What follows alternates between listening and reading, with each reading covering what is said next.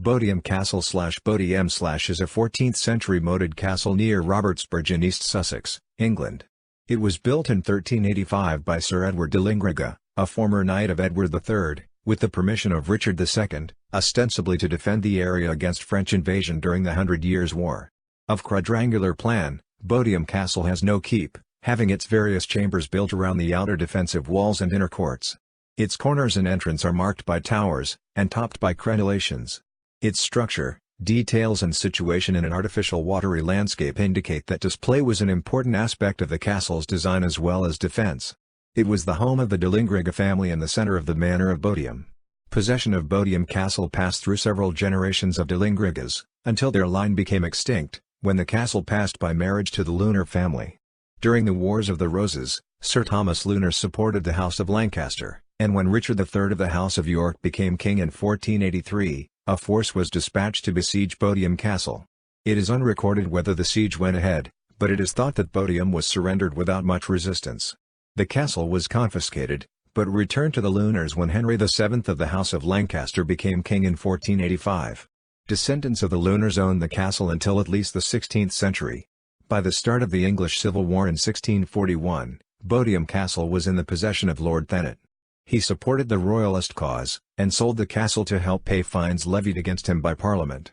The castle was subsequently dismantled, and was left as a picturesque ruin until its purchase by John Fuller in 1829. Under his auspices, the castle was partially restored before being sold to George Cubitt, 1st Baron Ashcombe, and later to Lord Curzon, both of whom undertook further restoration work.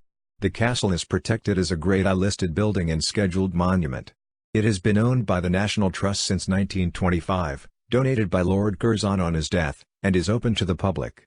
Background: Edward de Lingrigge was a younger son and thus deprived of his father's estates through the practice of primogeniture, hence he had to make his own fortunes. By 1378, he owned the manor of Bodiam by marrying into a landowning family. From 1379 to 1388, de Lingrigge was a knight of the Shire for Sussex and one of the most influential people in the county. By the time he applied to the king for a license to build a castle, the Hundred Years' War had been fought between England and France for nearly 50 years. Edward III of England reigned 1327 to 1377, pressed his claim for the French throne and secured the territories of Aquitaine and Calais. De Lingrigge was one of many Englishmen who travelled to France to seek their fortune as members of free companies, groups of mercenaries who fought for the highest bidder. He left for France in 1367 and journeyed with Lionel, Duke of Clarence and son of Edward III. After fighting under the Earl of Arundel, de Lingrigge joined the company of Sir Robert Knowles, a notorious commander who was reputed to have made 100,000 gold crowns as a mercenary from pillage and plunder. It was as a member of the free companies that de Lingrigge raised the money to build Bodiam Castle. He returned to England in 1377. The Treaty of Bruges 1375 ensured peace for 2 years, but after it expired, fighting resumed between England and France. In 1377 Edward III was succeeded by Richard II. During the war, England and France struggled for control of the English Channel, with raids on both coasts. With the renewed hostilities, Parliament voted that money should be spent on defending and fortifying England's south coast, and defences were erected in Kent in anticipation of a French invasion. There was internal unrest as well as external threats, and de Lingrigge was involved in suppressing the Peasants' Revolt of 1381. The manor of Bodiam was granted a charter in 1383 permitting a weekly market and an annual fair to be held. In 1385, a fleet of 1,200 ships, variously cogs, barges, and galleys, gathered across the English Channel at Sluys, Flanders. The population of southern England was in a state of panic. Later in the year, Edward de Lingrigge was granted a license to fortify his manor house. Construction and use. Know that of our special grace we have granted and given license on behalf of ourselves and our heirs, so far as in us lies, to our beloved and faithful Edward de Lingrigge knight, that he may strengthen with a wall of stone and lime, and crenellate and may construct and make into a castle his manor house of Bodiam, near the sea, in the county of Sussex, for the defence of the adjacent country, and the resistance to our enemies, in witness of which etc. the King at Westminster 20th of October. Excerpt from the license to crenellate allowing Edward de Lingrigge to build a castle from the patent rolls of 1385-89. De Lingrigge's license from Richard II permitted him to refortify his existing manor house, but instead he chose a fresh site to build a castle on. Construction was completed in one phase, and most of the castle is in the same architectural style. Archaeologist David Thackeray has deduced from this that Bodiam Castle was built quickly, probably because of the threat from the French. Stone castles were usually time-consuming and expensive to build, often costing thousands of pounds. De Lingriga was captain of the port of Brest in France from 1386 to 1387, and as a result was probably absent for the first years of the castle's construction. It replaced the old manor house as de Lingriga's main residence and the administrative centre of the manor. It is not recorded when Bodiam Castle was completed, but Thackeray suggests that it was before 1392. De Lingriga did not have long to spend in the completed castle, as he was dead by 1395. Dan Lingriga's estates, including the castle, were inherited by his son, John de Lingriga. Like his father, John enjoyed the favour of the king and was described as the king's knight. In 1400 he was granted an annual allowance of 100 marks by the king. He died on September 27, 1408. His will ensured that his property belonged to his widow, Alice. John and Alice had no children, so on her death in 1443 the estates and castle were passed on to Richard de Lingriga, John's cousin. Richard died without issue, so in accordance with John's will the estates passed on to Richard's sister Philippa in 1470. She was married to Sir Thomas Luyner, from a prominent Sussex family who owned land all over the country. Sir Thomas Luyner was a supporter of the House of Lancaster during the Wars of the Roses, which began in 1455. When Richard of the House of York ascended to the throne as Richard III in 1483, Luyner was accused of treason and of raising men-at-arms in southeast England. In November 1483, Luyner's uncle and Thomas Howard, the Earl of Surrey, were given permission to levy men and besiege Bodiam Castle, where Luyner was based. It is not recorded whether the siege went ahead, and Thackeray suggests that Luyner surrendered without much resistance. His property was confiscated, and Nicholas Rigby was made constable of the castle. On Henry VII's accession to the English throne the attainder was revoked, and Bodiam Castle was returned to Luyner. However, not all the surrounding land was returned to the family until 1542. Possession of Bodiam Castle passed through several generations of the Luyner family.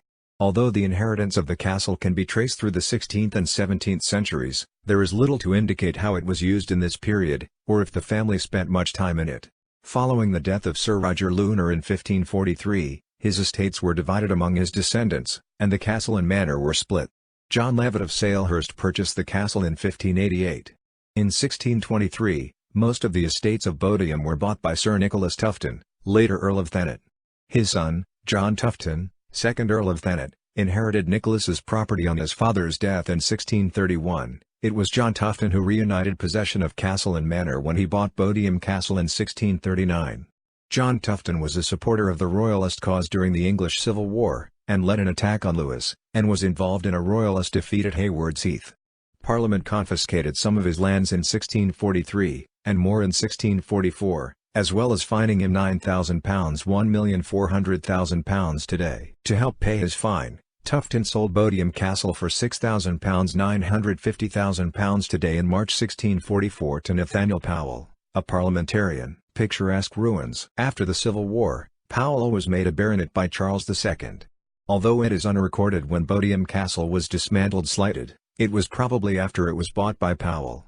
During and after the Civil War, many castles were slighted to prevent them from being reused. Not all were destroyed completely, and in some cases care was taken not to unnecessarily deface the structure. At Bodiam, it was deemed sufficient to dismantle the barbican, the bridges, and the buildings inside the castle. When Nathaniel Powell died in 1674 or 1675, Bodiam Castle was passed on to his son, also called Nathaniel. After the second Nathaniel, the castle came into the possession of Elizabeth Clitheroe, his daughter-in-law. In 1722 Sir Thomas Webster bought the castle. For over a century, Bodiam Castle and its associated manor descended through the Webster family. It was in this period that the site became popular as an early kind of tourist attraction because of its connection with the medieval period. The first drawings of Bodiam Castle date from the mid-18th century, when it was depicted as a ruin overgrown with ivy. Ruins and medieval buildings such as Bodiam Castle served as an inspiration for the revival in Gothic architecture and the renovation of old structures. The third Sir Godfrey Webster began looking for buyers for the castle in 1815, and in 1829 he finally managed to sell it and 24 acres 10 hectares of the surrounding land to John Med Jack Fuller for £3,000 £240,000 today. Fuller repaired one of the towers, added new gates to the site, and removed a cottage which had been built within the castle in the 18th century. He is thought to have bought the castle to prevent the Webster family from dismantling it and reusing its materials.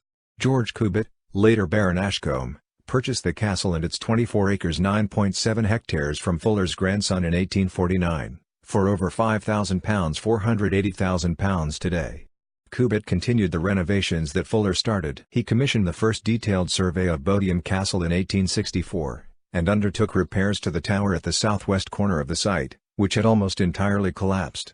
Because there was then a fashion for ruins covered in ivy, the vegetation was not removed despite its detrimental effect on the masonry, and the trees which had taken root in the courtyard were left. Lord Curzon decided that so rare a treasure as Bodiam Castle should neither be lost to our country nor desecrated by irreverent hands. Curzon made inquiries about buying the castle, but Cubitt did not wish to sell. However, after Cubitt's death, Curzon was able to make a deal with Cubitt's son, and he bought Bodiam Castle and its lands in 1916.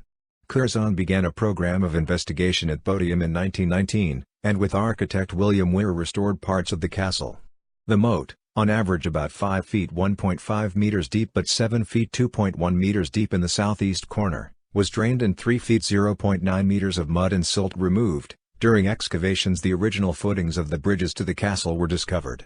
Nearby hedges and fences were removed to provide an unobscured view of the castle. There were excavations in the interior, and a well was discovered in the basement of the southwest tower. Vegetation was cleared, stonework repaired, and the original floor level re-established throughout the castle. A cottage was built to provide a museum to display the finds from the excavations and a home for a caretaker. Bodiam Castle was given to the National Trust in 1925. The National Trust continued the restoration work, and added new roofs to the towers and gatehouse. Excavations were resumed in 1970, and the moat was once again drained. Bodiam Castle was used in Monty Python and the Holy Grail in an establishing shot identifying it as Swamp Castle in the Tale of Sir Lancelot sequence. The Royal Commission on the Historical Monuments of England carried out a survey of the earthworks surrounding Bodiam Castle in 1990. In the 1990s, Bodiam Castle was at the center of a debate in castle studies over the balance between militaristic and social interpretations of such sites.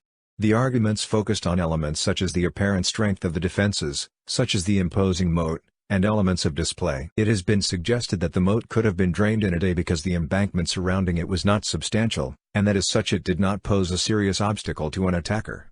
Also, the large windows in the castle's exterior were defensive weak points. The castle is a scheduled monument, which means it is a nationally important historic building and archaeological site which has been given protection against unauthorized change.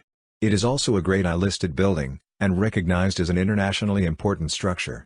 Today the castle is open to the public, and according to figures released by the Association of Leading Visitor Attractions, nearly 175,598 people visited in 2017. In the opinion of historian Charles Coulson, Bodiam represents the popular ideal of a medieval castle. Architecture, location and landscape. The castle's location was ostensibly chosen to protect England's south coast from raids by the French. A landscape survey by the Royal Commission for Historic Monuments concluded that if this were the case, then Bodiam Castle was unusually sited, as it is far from the medieval coastline. The area surrounding Bodiam Castle was landscaped when the castle was built, to increase its aesthetic appeal.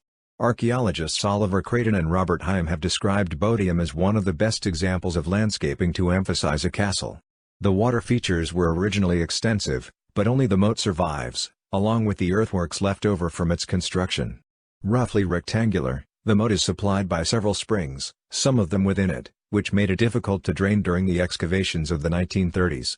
A moat can prevent attackers from gaining access to the base of a castle's walls, but in the case of Bodiam it also had the effect of making the castle appear larger and more impressive by isolating it in its landscape. The moat is now regarded more as an ornamental feature than a defense. The approach to the castle through the moat and satellite ponds was indirect, giving visitors time to view the castle in its intended splendor. Military historian Cathcart King describes the approach as formidable, and considers it the equal of the 13th-century castles of Edward I in Wales, such as Caerphilly Castle. The castle sits roughly in the middle of the moat. The postern gate at the rear would have been connected to the moat's south bank by a drawbridge and a long timber bridge. The main entrance on the north side of the castle is today connected to the north bank by a wooden bridge, but the original route would have included two bridges, one from the main entrance to an island in the moat, and another connecting the island to the west bank. For the most part the bridge was static, apart from the section closest to the west bank, which would have been a drawbridge. The island in the moat is called the Octagon, and excavations on it have uncovered a garderobe toilet, suggesting that there may have been a guard on the island, although it is unclear to what extent it was fortified. The Octagon was connected to a barbican by a bridge, probably a drawbridge.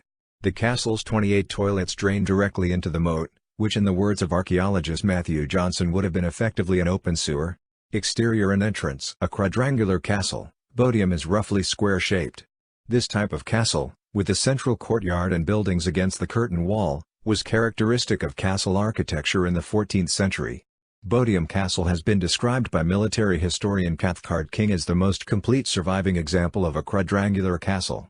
There are circular towers at each of the four corners, with square central towers in the south, east, and west walls. The main entrance is a twin-towered gatehouse in the north face of the castle. There is a second entrance from the south. The postern gate is through a square tower in the middle of the south wall. The towers are 3 stories high, taller than the curtain walls and the buildings in the castle, which are 2 stories high.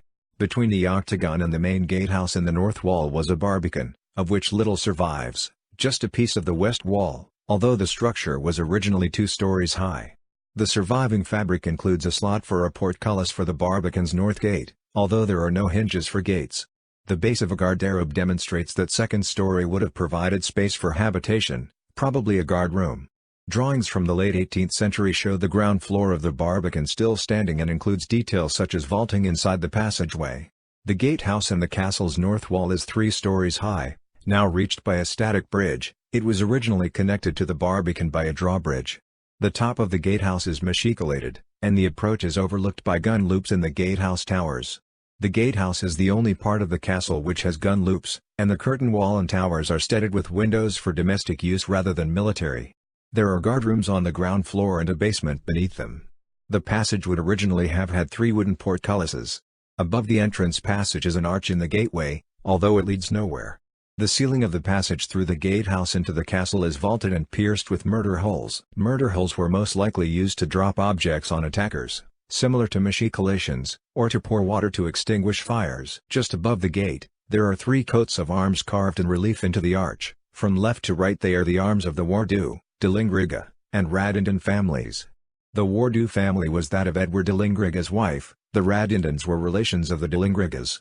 Above the arms is a helm bearing a unicorn head crest. 3 coats of arms also decorate the postern gate. The central arms is that of Sir Robert Knowles, who Edward de Lingriga had fought for in the 100 Years' War, but those flanking it are blank. Interior. Although the exterior of Bodiam Castle has largely survived, the interior is ruinous. The domestic buildings within the castle line the curtain walls.